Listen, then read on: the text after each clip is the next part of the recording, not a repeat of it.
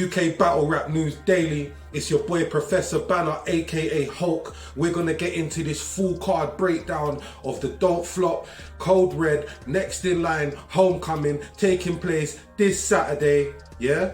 But before we get into that, make sure you hit the like button, hit the notification bell, hit the subscribe, do all of the hitting. If you don't do that, you're not a hitter. I thought you man was hitters. Hit it up, fam. ASAP. Otherwise, you're just lacking out here. What's the point? If you're not in the know, you're not in the know, innit? This is for the man them that want to be in the know and the gal them as well, you feel me? So we're about to break down this card. There's been a couple changes. We're definitely going to talk through them. So firstly, for those that haven't seen, who aren't part of the Facebook groups, etc., or don't follow certain battle rappers online, Georgie Roots has allegedly pulled out of the event. Quill actually shared a screenshot from DMs saying, and I'll share the picture of the screenshot on the screen, saying that he's the guy, he's that guy, treat him like it, etc., etc. I'm not going to quote it all word for word, but you can read it yourself. But obviously, he's had his dispute with Quill has shared the screenshot. Georgie Roots has said that he's not battling, and that's it. So we move on. There's a kind of a replacement battle. Also, Lazy Arse Jack tested positive after attending the last Premier Battles event. A lot of people actually tested positive, including Shotty Horror and a couple of other people, Nugget from Ireland. So yeah, people have tested positive for COVID since that event, and obviously whoever was battling or aiming to attend Next in Line can now unfortunately no longer do it. So the card has been changed a little bit, but we're gonna go through the changes of the card. But just remember, do me a favor and don't ever forget that Georgie Roots is the guy. Yeah, he is the guy, Dread. You feel me, fam?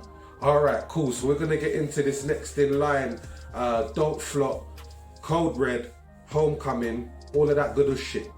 Alright, cool. So starting at the bottom of the card, we've got a battle where I don't know one of the MCs in it. I don't think I've ever seen a battle from Reverse, but we have For Me versus Reverse. The reason why I'm saying Reverse and not Reverse is because his name's Reverse, but it's got two E's in it. So I'm assuming it's supposed to be pronounced Reverse. Yeah. Obviously, I haven't seen him. You get me? I don't know whether he can rap. I don't even know if it's a he. It could be a she. It could be non-binary. Could be a fucking dog, for all I know. But it's For Me versus someone. Obviously, I know For Me can kind of rap, so I'm going to give it to For Me. You get me? Quick one, easy one. The next on the card, we got Danny Jack versus Sean Cray. I think this one is going to be a funny battle, and it's just going to be dependent, I think. I don't know, Danny Jack doesn't seem like he's been prepared in his last couple battles. Sean Cray obviously smashed it against Tidal. He seems like a person who's only going to battle if he's fully prepared. I think he's going to make sure that his stuff is good. I don't see Danny Jack being as prepared or as good. So I'm actually going to give that one to Sean Cray. Sean Cray's more of a newer comer. A lot of people might say that Danny Jack's probably going to take it from experience. I wouldn't be surprised if he did, but I just feel like Sean Cray's going to have the better material for this one, man. Next on the card, I'm going to give you a little spoiler as well. We've got Lefty versus Orwin. Orwin has actually been crowned the best newcomer for Don't Flop 2021. Isn't gonna probably like the fact that I've just told you that, because obviously it's coming out in a battle. I think it's his next battle to be uploaded versus Just Trev, where they actually battled for the Best Newcomer of the Year award. But if you was at the events, you would know this anyway. So the moral of the story is, come to the events, you'll know all of the stuff, the ins and outs.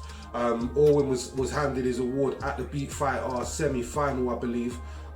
So yeah, it's official. It just ain't out there in the video, so the casual fans and stuff ain't gonna know it. But this is why you're subscribed to UK Battle Rap News Daily, because you get the drop. You feel me? What's the point in being battle rap media if you don't get no drops, you don't get no exclusives? Do you get what I'm saying? I'm breaking news all the time, bro. Orwin versus Lefty. Orwin, best newcomer, funny. He had a battle that just dropped on the channel against Raz Ren. So go check that out on Don't Flop. Raz Ren versus Orwin just dropped. Good battle. Orwin, very funny, very creative. It's going to be a tough one for Lefty, but I feel like Lefty can win this. He's even funnier. Like Orwin his style is very similar to Lefty, so if they're both doing the same style, I've got Lefty taking it. But it does depend again on if Lefty prepares. He's not known to prepare, especially for people that he doesn't really know or rate. So if Lefty don't prepare, Orwin's going to take it. But if they're both at their A game, then I feel like Lefty's got that still. So next on the card, obviously because Georgie Roots and Lazy were not able to attend the event, Matter and Quill still wanted to battle, so a 2-on-2 was put together between Matter, Quill, Hulk and Canel. So to be honest with you, I'll tell you the full story as well. Another exclusive drop, because I'm always breaking the news here. Do you feel me? They were doing the live, what was meant to be the face-off, and it was and Quill, and I think it went on for a few hours, and I think I fell asleep, and I woke up to missed calls from and trying to add me to the live, saying that Quill was he was going to get Quill to agree to do a one-rounder for me on the weekend. So I was like, I don't even really want to do it. That's long. I've got to prepare. Blah blah blah blah. So I was like, in the end, I was like, do you know what? It's a good opportunity. Who am I kidding? I'll do it. Then he gets Quill into a group chat. Quill's like, oh, I can't prepare, time, so I don't know whose idea it was or why, like, you get me? Like, none of us, I don't think any of us technically asked for it, but I was just making it happen. And then I think it was just agreed that a 2-on-2 would be easier for everyone involved. And then we started thinking about people we could get in the 2-on-2s, who's on the card already, who, like, do you know what I'm saying? It makes sense.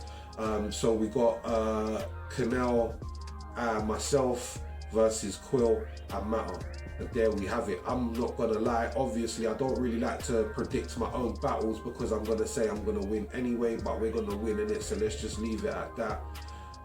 Next on the card, a fire one, Frankie Frazier versus Frost. Two West London brothers. All this West on West violence is getting sticky right now. You get me? I think they're actually kind of from the same part of West as well. If not, they're definitely from the same borough. I think they're both from Hammersmith and Fulham borough. You get me? Because Hulk's a battle rap media journalist. He knows this shit. So yeah, Frost and Frankie, a good battle. Similar-ish styles. Frankie's got a little bit more of an intricate pen. Frost has got more frequent punches, probably more current punches. Frankie's probably gonna do, like I said last time when I recapped a battle of his, he does a lot of references and stuff that seem cool, but I don't get a lot of it. I feel like Frost is a little bit more common knowledge bars, just kind of punchy a little bit more. I'm gonna give that one to Frost. You know, it's hard. It's a very hard decision. I think, like I said, I think Frankie has probably got the better pen, but I just think overall battle entertainment, delivery. I'm still yet to see Frankie look fully confident in a battle. I've seen Frost looking like he's really in his pocket, and sometimes he still does look a bit, you know, nervous. But I've seen Frost there more than I have seen Frankie. So just for the overall effect of the battle, and you know what I mean, like the all-round capabilities, I think I'm gonna edge that one to Frost ever so slightly. You feel me? Next up on the card, we got what should have been Hulk versus Zen. Now I'm fucking with you. Hold tight, Daniel-san. He obviously won the semi-finals versus myself to face Zen in the finals for the £1,000 Beat Fighter tournament. Do I think that Daniel-san beat me? No, I do not. But I ain't here to take away nothing from Daniel-san, and I'm not here to make this about me. At the end of the day, the judges made their decision. It was a 3-2 decision. The three of the judges must have been smoking crack, but it is what it is, and it's say no more. So Daniel-san's fire. I just honestly don't think his experience is going to be enough for Zen. I think even with me, he missed like the drop like a couple times, so he struggled to go back to back with me. He stumbled out a couple of bars, and I feel like he had a few more drier patches. The crowd weren't really rocking with him as much. He didn't get as many reloads as me, etc. So I think with that amplified to a crowd of 150, it's going to be a big challenge for Daniel-san. I don't think he's battled on beat in front of a crowd of 150. You know what I mean? Like there was 30 people, I think, at the semi-finals and the quarter-finals. There was a crowd of 30 allowed in the venue.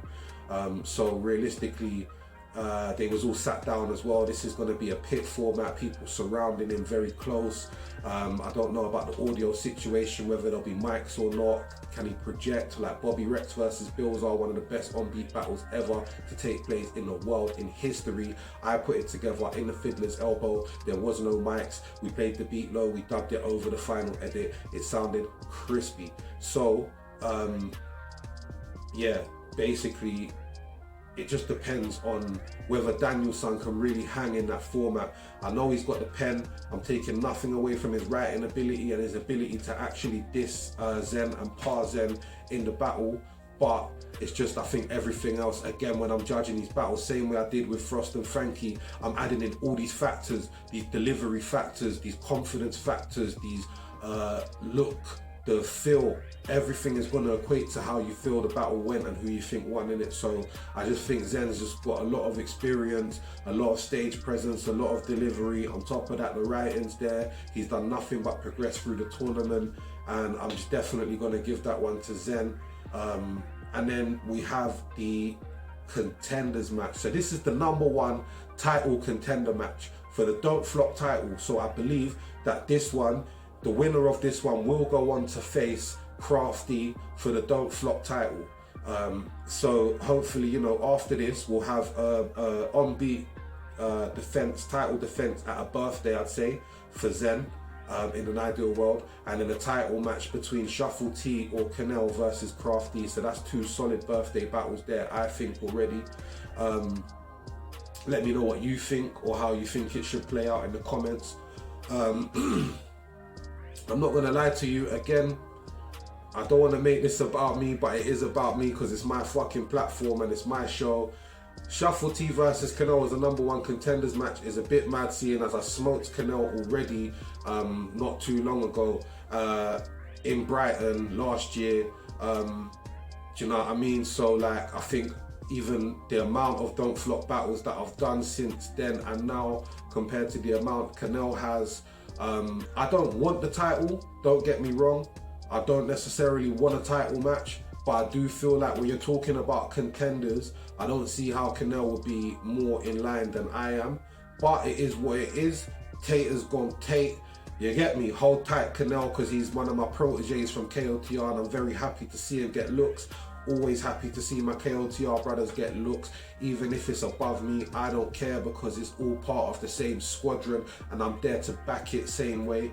We've got Shuffle T versus Canel. It's going to be a fire battle. I do think Shuffle T is going to take this one. He's a bit sharper and quick-witted. He's going to have the multis a bit more stacked. Canel seems like he's a good writer. He's funny. He's got more of an O'Shea style. If he tries to layer multis and rap fast and stuff, then he's going to fail. So I think he just needs to keep it laid back, sweet punches, one-liners, be hilarious, and he's got a chance. But I think overall, Shuffle T's going to come more prepared, more rounded and more solid, and I'm going to give that battle to Shuffle T. So there you have it. That's my predictions for the sold out